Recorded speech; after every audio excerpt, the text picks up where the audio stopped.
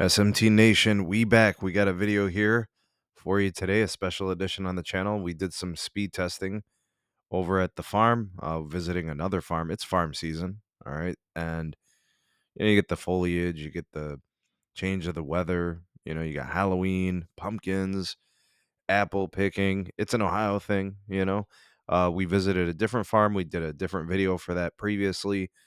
This kind of like part 2 of the farm series, I guess. Anyways, a cool feature of this farm, they got this wall with a bunch of different pumpkins, and they got the pumpkin scarecrow wall guy going on here. Pretty cool. You'll see this right when you walk into the main entrance of the farm. So that's cool. We did some photos there and stuff. It's real nice. We do this every year. Anyways, here is a view from the parking lot at the top of the hill. Quite stunning. A very nice day. During the daytime, it was like pretty clear skies. It was about 60 degrees. Very, very windy, and it actually got chilly once the sun started to set. It was pretty cold, but if you come back in a week at this part, you'll see a whole lot less leaves. They'll also be very different colors. They are definitely starting to change. A beautiful time of the year, actually. Here's a picture of the cornfield. Thought you guys might like that. Anyways, let's get to the actual speed testing, shall we? All right, the first network I tested was Dish, Project Genesis 5G. And it wasn't very good. I don't know if it's an RF related issue or if it was just that the cell site is very far away. But the performance wasn't very good. 0.58 down, 0.89 up. Ping time at 120 millisecond, jitter at 9 milliseconds. So I'm assuming it could be a combination of those two things. The signal was weak. The signal was noisy. I couldn't locate where the site was. I was able to locate the serving cells for the other three, the big three. So I'm not sure where it was, but it definitely was not AT&T because I tested AT&T. Definitely problematic. Not a good showing for them. Of course, we have different expectations for Dish. It's just it's they're just kind of getting into the game, so we don't hold them to the same standard per se, but they could definitely use some density for sure as they upgrade their and build their network. All right, here is the first of the big three. We got AT&T. They actually had 5G plus. The tower site was just over a mile away, kind of down the hill a little bit, and I think that affected the RF a little bit. So for those of you that are unaware of this factor, when towers are on hills, they propagate really well, like when they're at the top of the hill. And when you are above where the tower sites are, it makes the signal propagation less, and it impacts the RF for sure and the performance. All right, so again, this is in the afternoon, just so you guys know. 180 megabits per second downlink, about 8 megabits per second.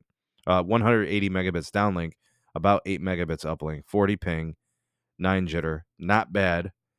Not great, but not bad, just considering the range. But it is good for the 3700 frequency on the N77 channel C-band. All right, good that they had it there because there were a lot of people at the farm visiting, hanging out. This is a pretty big festival. Next, we have Verizon. 5G ultra wideband was present. They're on basically the same site as AT&T was. I'm not sure which one was higher up. We'll take a look at the picture in a second. 112 megabits on the downlink, 6.74 on the uplink, 33 ping, jitter at 7 milliseconds. I'm guessing that this just could be an RF related issue, just the distance maybe. Typically, we see Verizon's 5G ultra wideband, CBand N77 doing pretty good in the Cleveland area.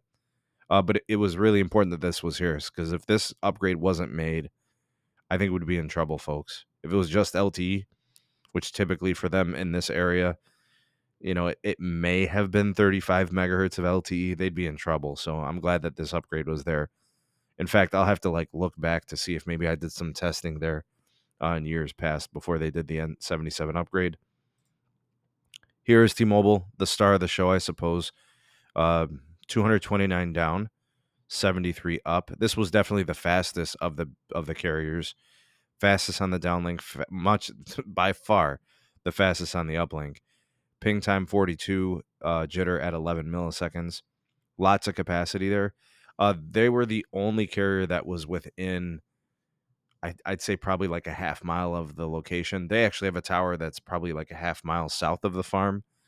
The others, including T-Mobile, are on a site that's just over a mile.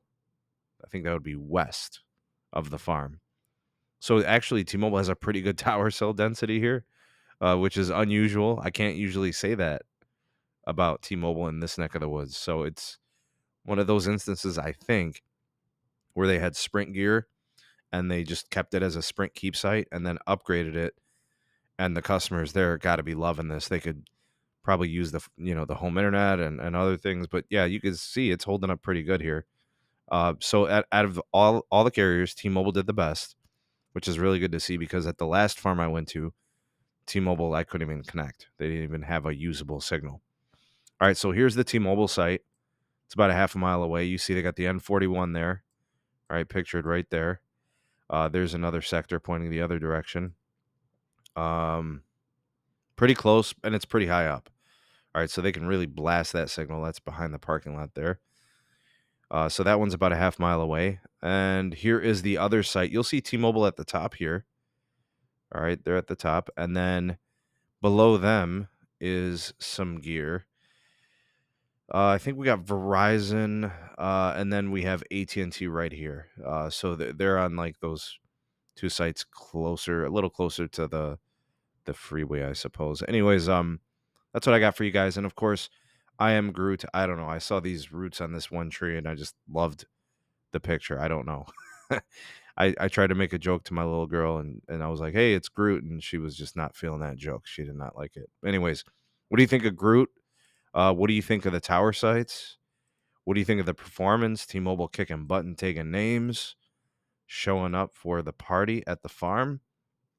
It was a good time. It was very enjoyable, and I got some speed testing done for you guys. Tell me what you guys think of my testing. Tell me about your ruralish experiences with your carriers. I'd love to see how they're doing for you. Tell me where at and what you've been testing and how they've been doing. Comment down below. You are the voice of the people, the SMT Nation. Let your voice be heard. Like, share, subscribe for more, and turn on the bell notification icon to never miss an upload. Thanks for watching. See you on the next one. Peace.